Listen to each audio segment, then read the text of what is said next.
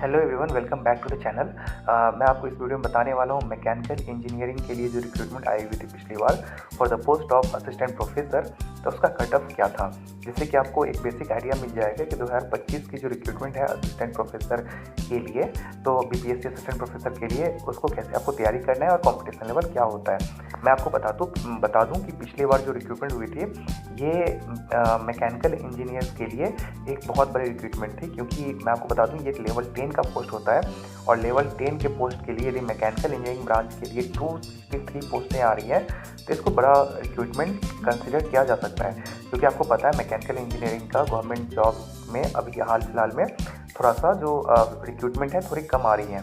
तो ये 263 पोस्ट के लिए टोटल रिक्रूटमेंट आई हुई थी पिछली बार, जिसमें से इंटरव्यू कॉल गया था आपका 797 कैंडिडेट को, और इस 797 कैंडिडेट में 779 कैंडिडेट ही इंटरव्यू के लिए आए थे, बाकी कैंडिडेट एब्सेंट हो गए थे।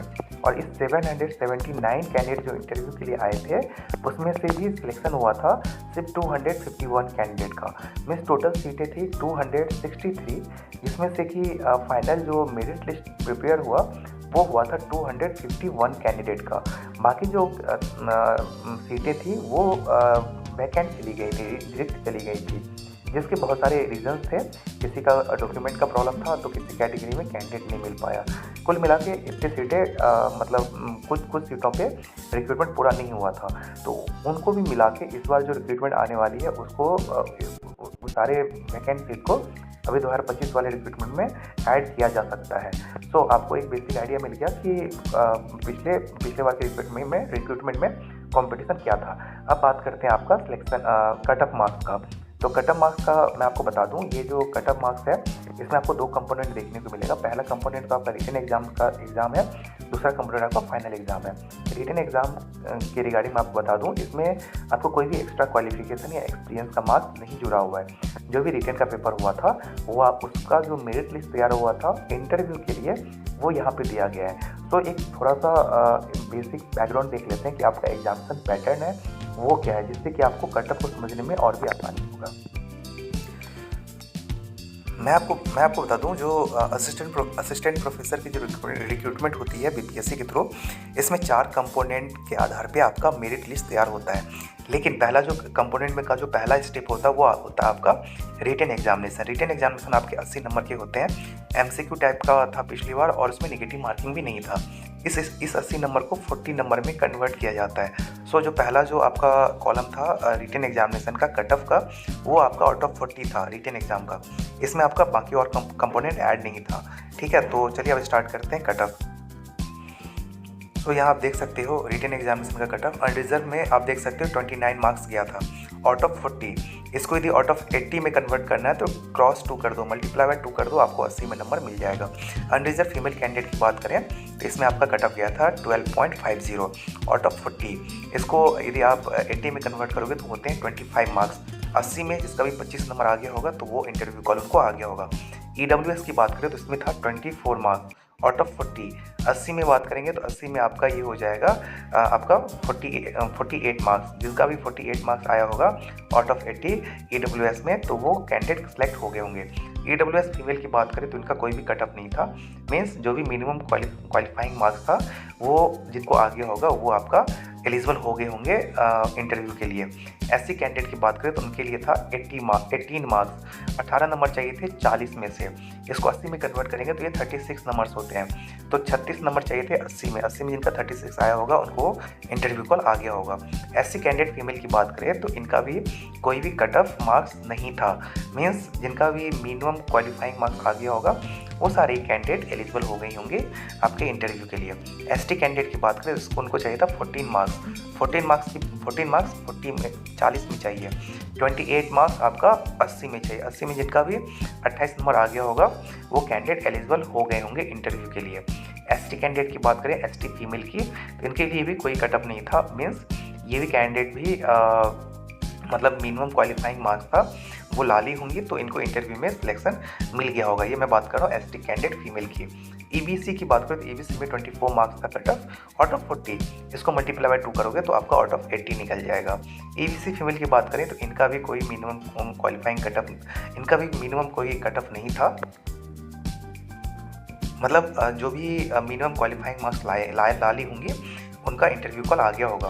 बीसी की बात करें तो बीसी कैंडिडेट आपका आउट ऑफ 40 था 26.50 मार्क्स, इसको 80 में कन्वर्ट करने के लिए मल्टीप्लाई बाय 2 कर दो तो आपको आउट ऑफ 80 मार्क्स आ जाएगा। बीसी फीमेल की बात करें तो इसमें भी कोई भी कट ऑफ नहीं है, इसमें आपका जो भी मिनिमम क्वालिफाइंग कट ऑफ होगा बीपीएससी के द्वारा दिया गया होगा, वो जिस भी कैंडिडेट का आ गया होगा वो सारी कैंडिडेट आपका इंटरव्यू के लिए एलिजिबल हो गई होंगी। बीसीएल की बात करें, बीसीएल में भी कोई कट ऑफ नहीं है, में जो भी कैंडिडेट मिनिमम क्वालिफाइंग मार्क्स ला लिए होंगे उनको इंटरव्यू के लिए कॉल आ गया होगा। डिसेबल कैंडिडेट वीआई की बात करें इसमें 13.50 मार्क्स चाहिए थे आउट ऑफ 40, इसको 2 से मल्टीप्लाई कर दो तो आउट ऑफ 80 निकल जाएगा। डिसेबल्ड कैंडिडेट डीडी की बात करें तो 19.50 मार्क्स चाहिए थे out of 40। Disabled candidate OH की बात करें तो इसमें इनको 15.50 मार्क्स चाहिए थे out of 40। Grand child of x freedom fighter की बात करें तो इनको चाहिए थे 14.50 मार्क्स आउट ऑफ 40। बाकी आप देख सकते हो ये जो कट ऑफ है ये आउट ऑफ 40 दिया गया है, जो रिटन एग्जामिनेशन हुआ था वो हुआ था आउट ऑफ 80 पे, तो मल्टीप्लाई बाय 2 कर दो आपको आउट ऑफ 80 मार्क्स निकल जाएगा। तो यहाँ पे आप कट ऑफ देख सकते हो, ये आपका रिटन नंबर का रिटन एग्जाम का कट ऑफ था। रिटन एग्जाम होने के बाद आपको इंटरव्यू कॉल आया होगा। थोड़ा सा फिर अपने प्रीवियस पेज पे चलते हैं, डिस्कस करते हैं आपका एग्जामिनेशन पैटर्न, क्योंकि जो बाकी 3 कंपोनेंट हैं वो क्या क्या ऐड होके आपका फाइनल एग्जाम का मेरिट निकलेगा, तो चलिए उसको जानते हैं। अब क्या है, यहाँ पे देख सकते हो कि 80 नंबर का एमसीक्यू रिटन एग्जाम हो गया। अब आपको इंटरव्यू कॉल आएगा। इंटरव्यू आपका 15 मार्क्स का होता है। इंटरव्यू में आप जो भी नंबर लाए होंगे वो आपका रिटन एग्जाम में ऐड हो जाएगा।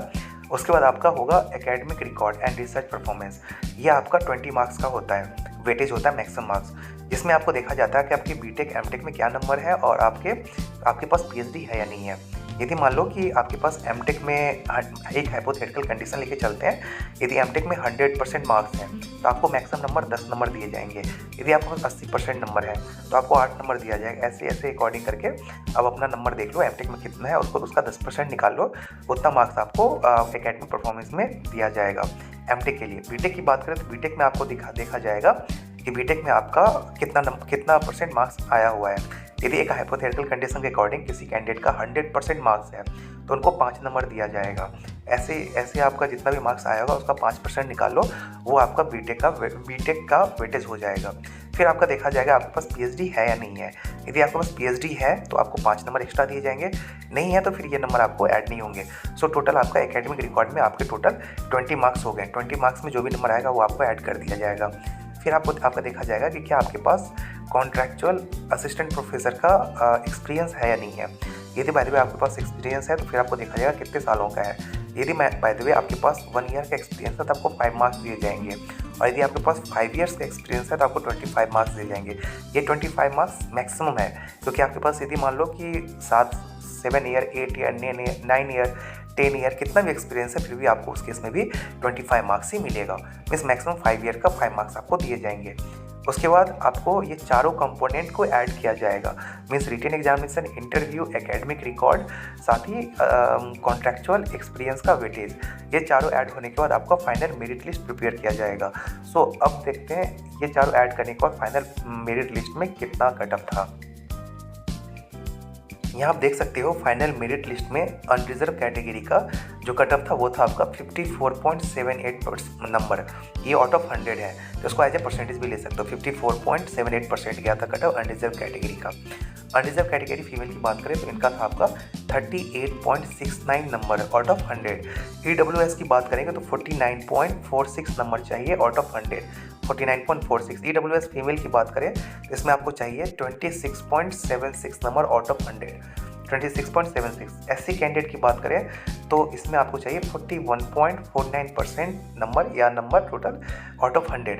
एससी फीमेल की बात करें कैंडिडेट की, तो इसमें कोई भी डैश है, डैट मीन्स कि इन कैंडिडेट को सिर्फ जो मिनिमम क्वालिफाइंग मार्क्स था बस उतना लाना था, उनका सिलेक्शन हो गया होगा।